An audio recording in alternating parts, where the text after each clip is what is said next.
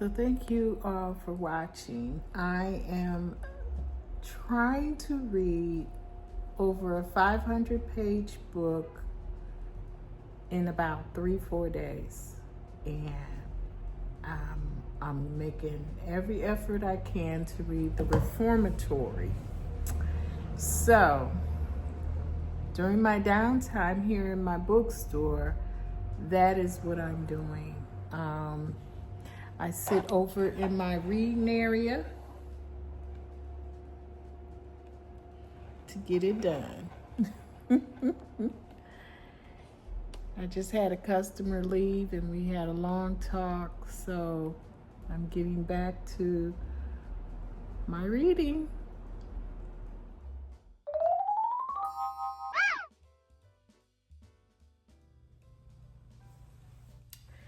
So let me tell you about some new releases that are coming out. I don't have the physical book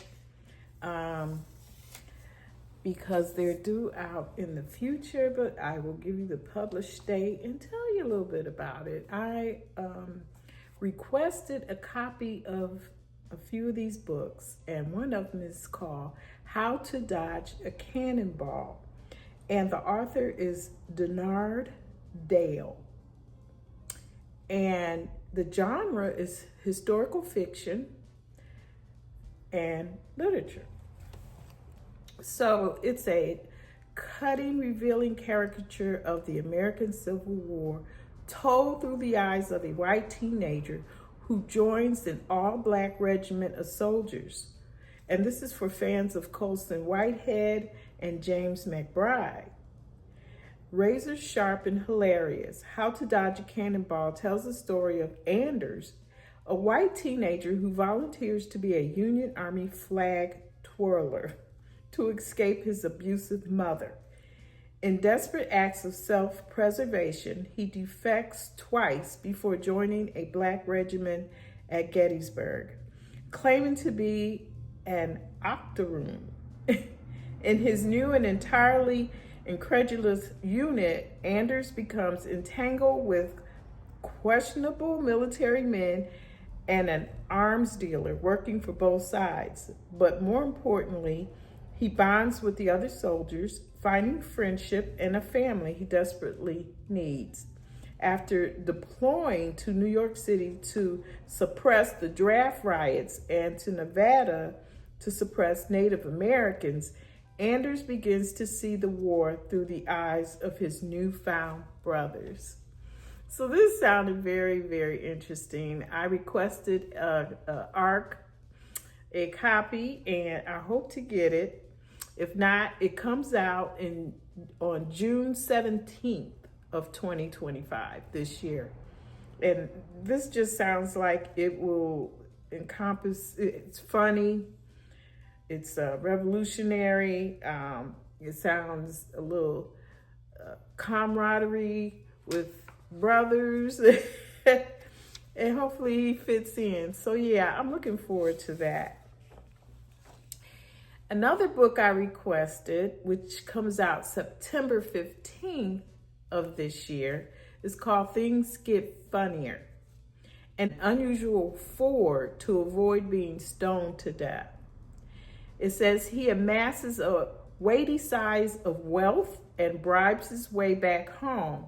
And just when mortals seem to have unduly forgiven and forgotten the law he broke, the gods break his head with the concrete on his coronation eve, leaving everyone to marvel at how skillfully gods can handle funny situations their own way. Now, this is another one that sounds very funny. It sounds like it gets into some mischief. And this is a African author. I will get more information about the author, and I think this is not his first book, and I'll let you know. But I requested a copy, and it sounds good. Things Get Funnier. I did win a copy of an ARC, and I'm waiting to receive it, but it sounded really interesting as well. And it's called American Wolf. It is a emotionally avoidant James Wolfe has spent his life running from his past, his pain, and most importantly, from himself. The author is Kaylon Hunt. And this book came out April 30th, so I'm past the publish date. However, if I get it, I'm still very interested in reading it. And it says, now nearing 40 and feeling the weight of profound loneliness, James escapes his life in Chicago for the vibrant yet isolating Florida Keys. There he embarks on a journey of self-discovery that challenges the walls he spent a lifetime constructing. When an unexpected reunion with Lily, a long-lost friend, disrupts his carefully controlled world, James must decide whether to continue living in isolation or take a chance on connection and healing. Along the way, memories of his best friend, Neb, and the scars of his past weave a poignant tapestry of friendship, identity, and longing. And, I mean, the cover itself just looks awesome. And I think this is a debut novel. I am not sure on that. However, I'll do some more digging into the author. And I can't wait to get my copy. Can't wait to get it. Also, Terry McMillan has a book coming out September 9th, 2025. And it's before McMillan found success as a novelist in the early 1990s. She published provocative, boundary-pushing short stories, capturing the struggles and triumphs of Black life in America with vitality and honesty. And this book, it was the way she said it. They're short stories, essays, and I can't make that, wisdoms. So this is not a novel. And it says whether she's revealing life lessons, pontificating about aging, recalling her sources of inspiration, or laying bare the beginnings of her life as a writer, McMillan approaches every piece with enduring candor, wit, and fearlessness. First time ever, renowned author Terry McMillan, for the first time, brings together her previously published short fiction and nonfiction pieces, as well as never before seen works in a single volume. That's about when I started collecting books, when Terry McMillan came on the scene. Also, I'm looking forward to a book called Family and Other Calamities. It's a novel, and it's by Leslie Gray Streeter. It is and this is coming out June 1st of 2025. A successful journalist returns to her hometown just as her biggest mistakes becomes headline news in this vibrant, funny, and heartfelt novel about facing the past and its secrets head on. Oh, there's a thing. I'm going to be reading a lot of funny books, which I need, because right now I am reading something very heavy, and I missed my discussion with my book club. I'm reading The Reformatory, and excellent author, Tananrive Due. I'm about halfway through, and Jim Crow South, a young boy being mistreated. They're taking retaliation out on the young boy for something the father was accused of. And the sister, a young adult, is trying to get him out of there with the help of an old, frail lady, Miss Lottie. And I am still reading this, even though I missed my discussion with my book group. and I need something light. I need something funny.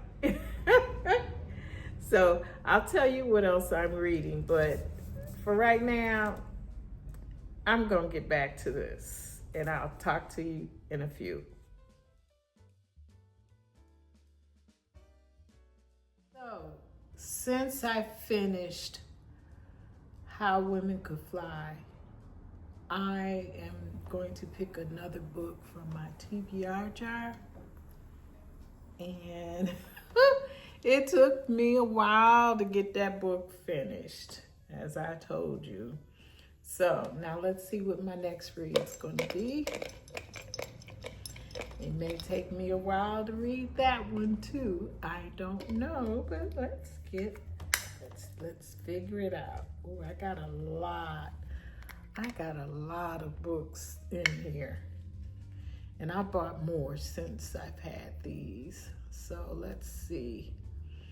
All right. Okay. I picked, and I know you can't see it, it's very small. So I'll put it up here on the screen. This is my next read. Impatient is a novel, and the author is Djaili, Amadou, Amal. I may not have said that right. And this is a translation.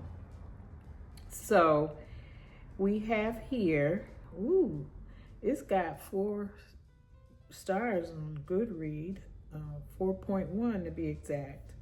So it's 3 women, 3 stories, 3 linked destinies. In North Cameroon, well-to-do young Ramla is torn from her true love and wed to a manipulative older man, Sapphire. Her co-wife juggles envy and empathy for this new bride with disappointment in the husband she desperately loves.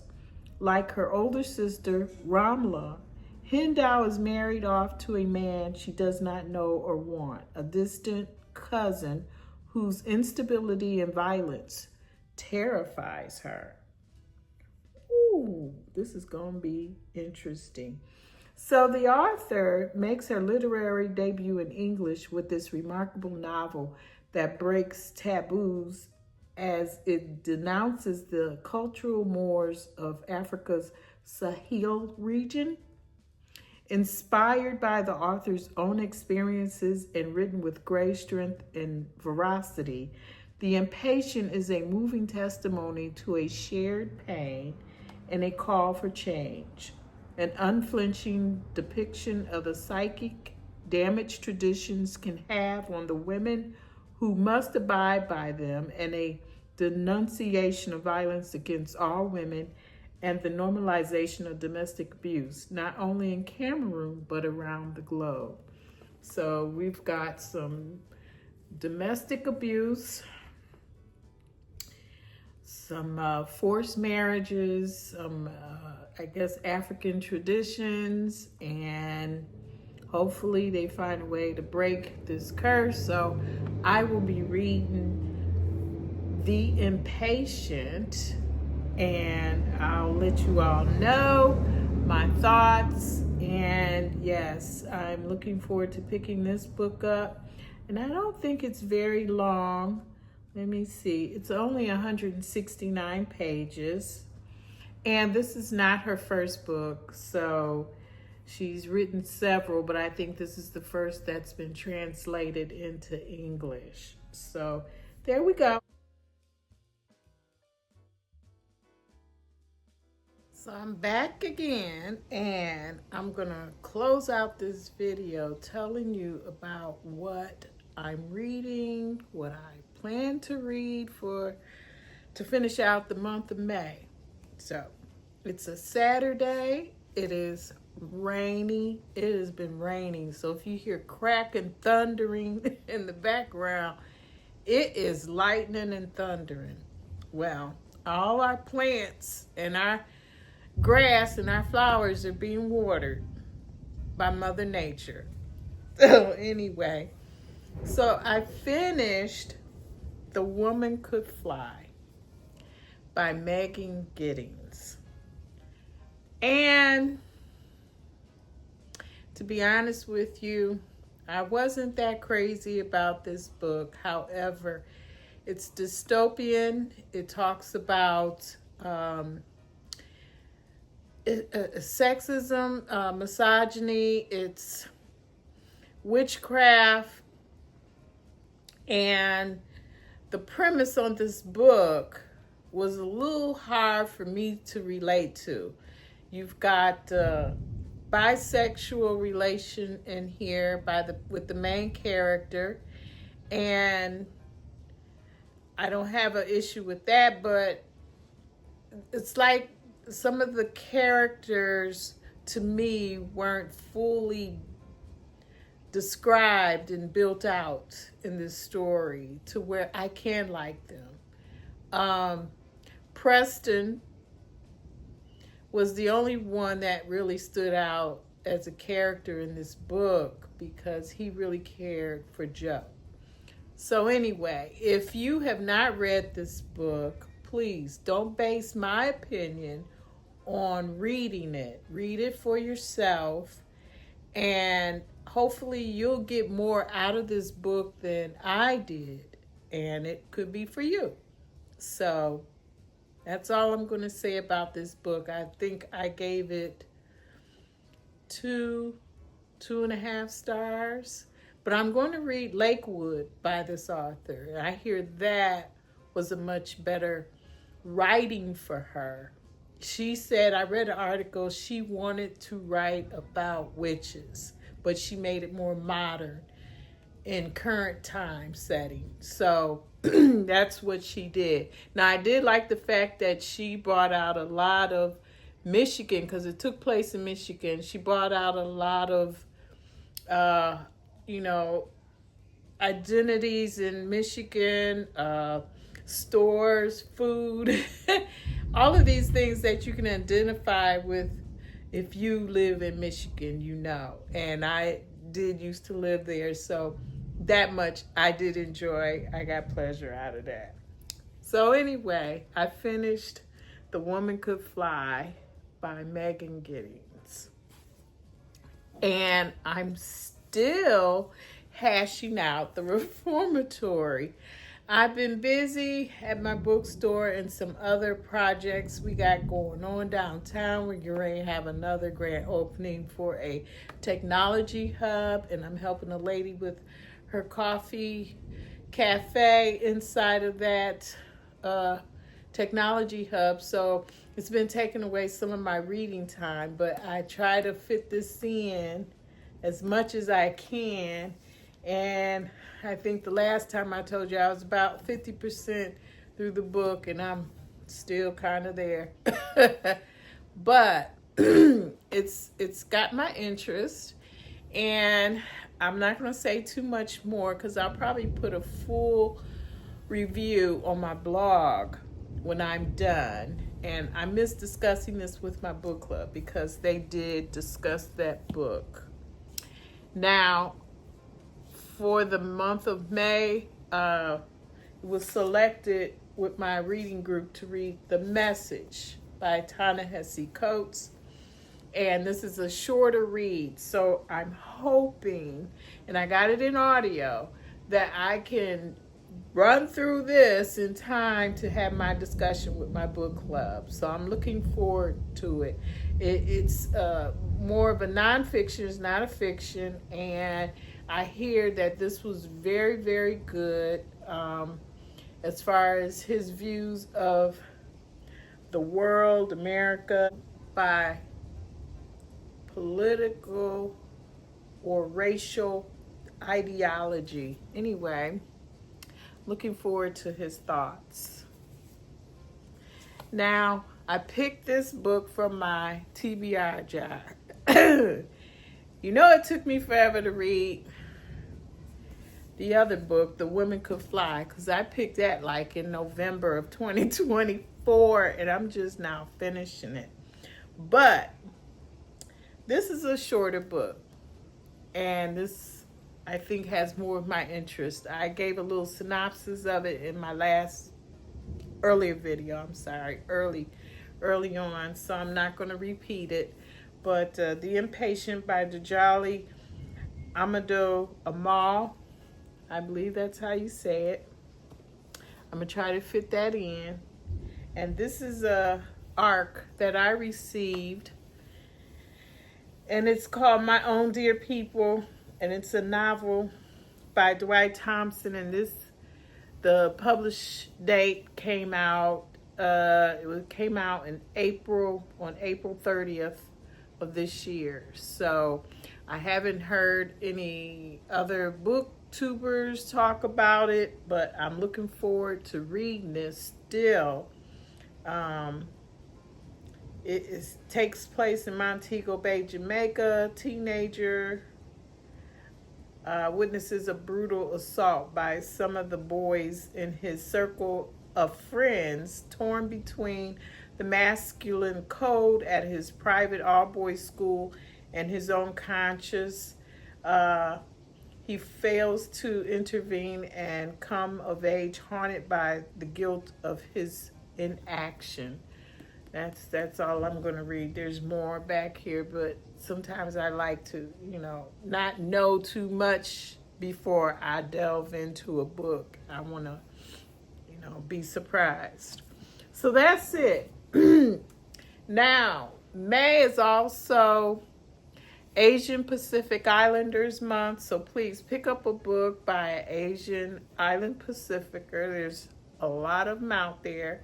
I don't think I have any in my book collection, but I'm going to try to change that. So maybe next month I will have read something to honor this month. Also, it's Mother's Day. Mother's Day is tomorrow. And I'm hoping that I had planned on reading a book. I was hoping to get to the Sisterhood of Blackberry Corner.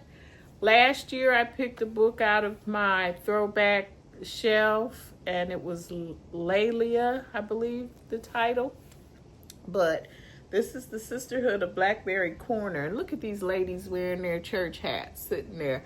This looks like a mess. So I may try to pick this up. This is by Andrea Smith, the author of Friday Nights at Honeybees. I also have that book. I don't know where it's at right at this time.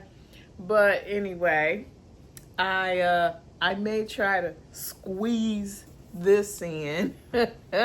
I don't know.